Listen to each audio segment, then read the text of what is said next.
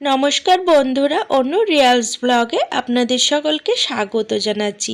চলে এসেছি আবারও একটি নতুন রান্নার ভিডিও নিয়ে।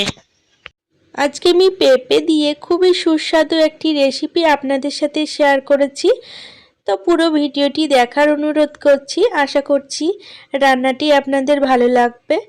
তো এখানে রান্নাটি করব, তার জন্য পেঁপে দেখতে পাচ্ছেন কেটে নিয়েছি, আলুর খোসা ছাড়িয়ে নিয়েছি, আর এখানে মটরশুঁটি ছাড়িয়ে নিয়েছি, একটা টমেটো নিয়েছি। তো প্রথমে পেঁপেগুলোকে আর আলুগুলোকে ডুমো ডুমো করে কেটে নিয়েছি। তো এই দিয়েই হয়ে যাবে আজকের রান্নাটি। তো বন্ধুরা, রান্নাটি যদি ভালো লাগে অবশ্যই একটি লাইক করে দেবেন, আর আমার সাথে থাকার জন্য চ্যানেল সাবস্ক্রাইব করে বেল নোটিফিকেশনটা অবশ্যই অন করে রাখবেন, তাতে আমি যখনই নতুন ভিডিও আপলোড দেবো তার নোটিফিকেশন আপনারা সকলের প্রথমে পাবেন আর ভিডিওগুলো সবার আগে দেখতে পাবেন। তো বন্ধুরা, রান্নাটি করব তার জন্য মশলাটা করে নিচ্ছি। তো মিক্সিং জারে আদা দিলাম আর একটি টমেটো কুচি দিলাম। এখন পরিমাণ মতো ঝাল দিচ্ছি। এখন সমস্ত মশলা পেস্ট বানিয়ে নেব। ঝাল অবশ্যই আপনারা আপনাদের পছন্দ মতো কম বেশি করে নেবেন। এখানে মশলাটা পিষে নিয়েছি, এবার রান্নাটি শুরু করব। তার জন্য ওভেনের ওপর কড়াই বসিয়ে দিয়েছি। কড়াইয়ে 2 টেবিল চামচ মতো সর্ষের তেল দিলাম। তেল গরম হয়ে গেছে।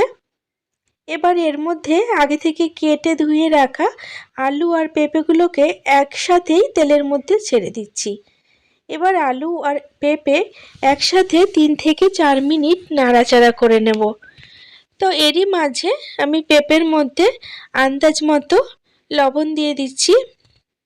লবণটা আমি পরে আবার দেব, এখন ভাজার মতো লবণ দিলাম, আর আন্দাজ মতো হলুদ দিয়ে দিচ্ছি।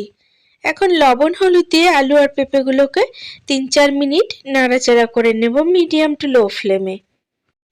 পেঁপে দিয়ে কিন্তু অনেকভাবেই অনেক রকম রান্না করা হয়, কিন্তু পেঁপে দিয়ে এইভাবে একদিন রান্না করে দেখবেন। এই তরকারিটা কিন্তু ভীষণ সুস্বাদু হয়।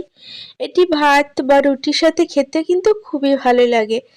ঝটপট রাত্রের ডিনারের জন্য বা সকালের জল খাবারের জন্য কিন্তু এই সবজিটা অনায়াসে বানিয়ে নিতে পারবেন। তাছাড়া পেঁপে অনেকে খেতে চায় না। আবার বাড়িতে পেঁপে আসলে আমরা অনেক সময় ভেবে পাই না যে কি রান্না করব। সেক্ষেত্রে এই রান্নাটি আপনারা অনায়াসে করে নিন। আশা করছি রান্নাটি আপনাদের ভীষণ ভালো লাগবে। তো এখানে আলু আর পেঁপে ভাজা হয়ে গেছে। এখন একটি চামচের সাহায্যে আলু আর পেঁপেগুলোকে তুলে নিলাম একটি পাত্রে। এবার ওই কড়াইয়ে 2 টেবিল চামচ সর্ষের তেল দিলাম। তেল গরম হয়ে এসেছে।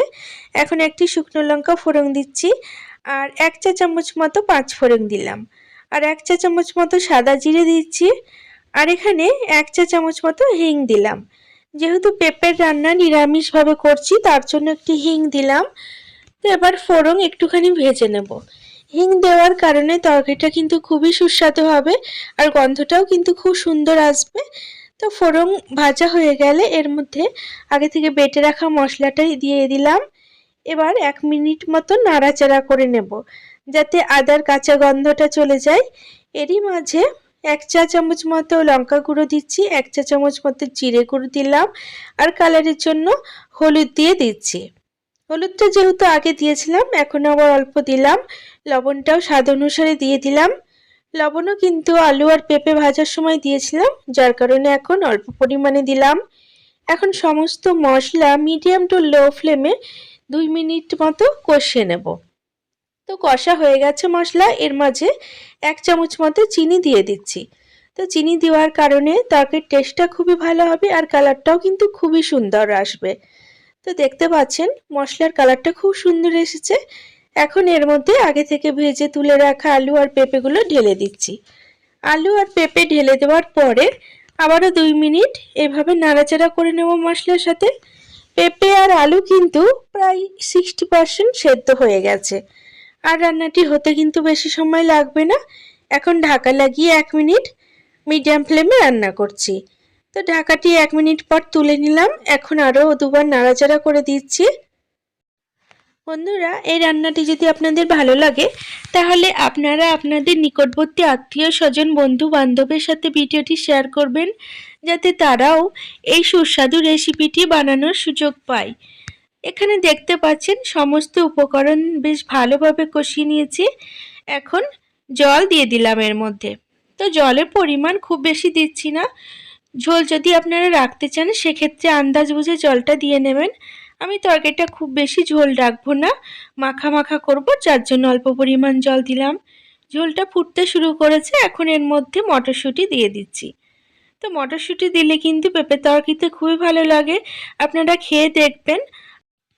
তরকারিটা এখানে ফুটতে শুরু করেছে, এখন ঢাকা লাগিয়ে 4 থেকে 5 মিনিট হতে দেব।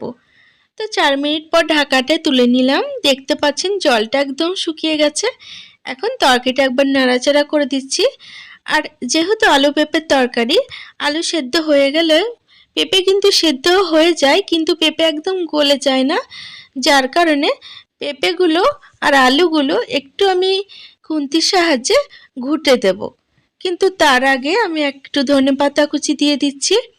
তবে পেঁপে আলুর তরকারিতে ধনেপাতা কুচি না দিলেও চলে, কিন্তু ধনেপাতা আমার পছন্দ, যার জন্য আমি এই তরকারিতে নামানোর আগে একটুখানি ধনেপাতা দিলাম। এবার সমস্ত তরকারিটা একটুখানি ঘুটে দিচ্ছি, এতে কিন্তু দেখতেও ভালো লাগবে আর খেতেও সুস্বাদু হবে। তো রান্নাটা একদিন হলেও বাড়িতে ট্রাই করবেন, আশা করছি ভালো লাগবে।